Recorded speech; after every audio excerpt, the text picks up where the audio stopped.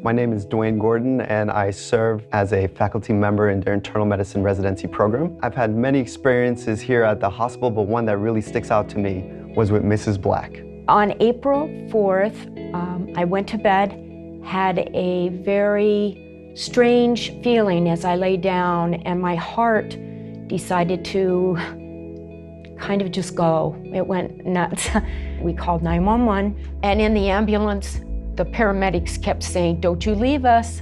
He had the paddles laid there. I knew I was in big trouble. She was diagnosed with an irregular heart rhythm called atrial fibrillation, as well as new onset diabetes mellitus with a hemoglobin A1C of 13.1. And those medical issues were taken care of appropriately. However, what was interesting was actually sitting down and taking time to get to know the patient. She told me how much she loved baking for her family members, for herself. However, she didn't realize eating all of these baked goods and not necessarily taking care of herself optimally, how this could affect her. I knew that my life was going to change a lot. And from that point on, it was only uphill. And so we sat down, we had time to talk with her, and after our discussion, it was incredible to see the light come on for her. She said, you know, I need to make changes, I'm gonna do it. I've lost 45 pounds. I finally have my blood pressure under control, and I am a new person, and I am blessed. Every time I see her, it brings joy to me just to see the changes that she's made and how much it's impacted her. Taking that extra time makes a huge difference in people's lives. Had I not had the care that I got here at Florida Hospital, I don't believe I'd be sitting here. So my life is different, and it's all because of this. It's all because of Dr. Gordon, his staff, and this hospital. There isn't anything I could say that would be good enough. You cannot know, you are a hero. Give you a hug. I know. I think we develop a stronger bond as a physician and a patient because we're growing together. I'm growing by seeing her improve, and she's just growing as an individual because her health is improving, and now her life is much more enriched.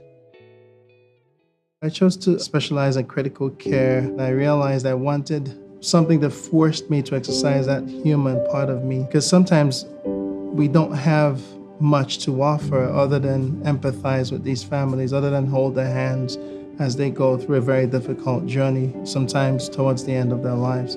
And critical care sort of gave me that opportunity. So as a clinical leader of these rounds, we can say we've tangibly seen so far would be simple things like improving efficiencies and process. It forces you to appreciate the expertise other clinical specialties bring to the table. The summary at rounds is the core of what I then communicate to the patient's family. These patients are sick, and their families are under tremendous emotional stress, if nothing else. So having a clear clinical leader leading rounds, we're all on the same page as to where we're going from here. What are the next steps for this patient? The patient I recall that's impacted my life probably the most would be a patient of mine who happened to be completely with it mentally. Before life's prolonging measures were discontinued, he wanted to be the one to explain to his 8-year-old son that he was going to be dying. The intensive care unit team was at the bedside watching them have this conversation. And there wasn't a dry eye in the room.